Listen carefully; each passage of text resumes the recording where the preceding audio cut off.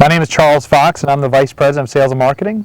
And I'm Warren Miller, the Director of Sales and Marketing here at Paradise Energy Solutions. So today we're going to talk about a topic that we get asked a lot, and that is, should I lease my land out to a developer for solar?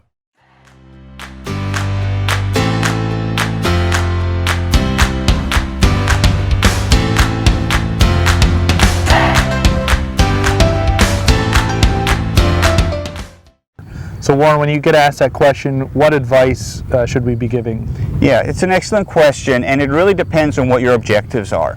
If your objective is to use your land, if you're growing crops and you don't use a lot of electricity and you have a lot of available land space, it might make sense to you.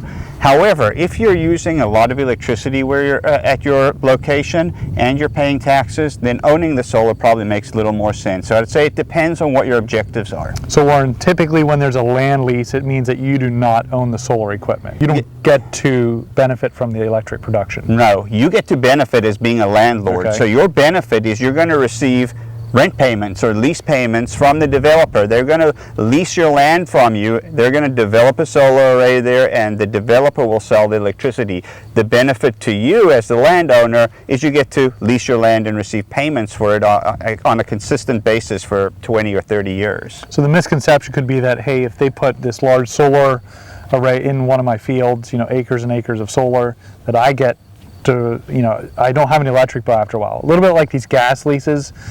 You'd put gas on, then you get free gas for the rest of your life. Yeah. Is that the same scenario? No. So if you're leasing your land for solar, you do not get to benefit from the solar or receive any financial benefit from the solar itself. The financial benefit you receive is from leasing your land.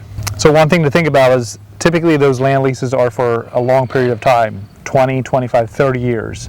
So do you want to tie up your land for that amount of time? What usage do you see down the road? Do you ever want to expand? Because it's going to be limiting on what you can do with that piece of property. Sure.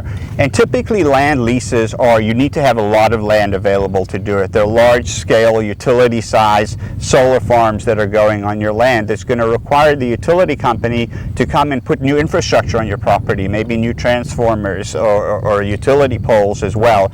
And so the question is also, what is your land going to look like at the end of the 25-year period? Who's going to remove the solar, and what will your property look like at the end of that lease term? So if you got a solicitation to lease out your land, one thing to think about is if you're not close to a substation and you don't have more than probably 20 to 30 acres available, you're probably not a great candidate even for that, even though you may have been solicited, because they're blanketing farmers, landowners with this type of solicitation. Absolutely, and also be prepared to face some community opposition to a large solar array from your local neighbors.